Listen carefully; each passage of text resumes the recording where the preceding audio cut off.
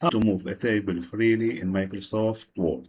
Instead of adjusting table alignment settings, we will use a simple floating element in Word. Go to the top menu and click on the Insert tab. Then click on the text box and select Simple Text Box. Go ahead and delete the filler text inside the box. Now let's grab the table. Click the icon at the top left of your table. Cut. Next, paste the table inside the box. Then resize the text box until your table fits perfectly.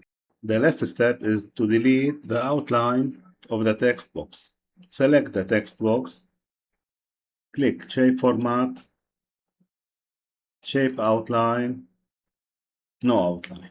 Now you can move the table freely inside the document. Like and subscribe for more simple tech tips.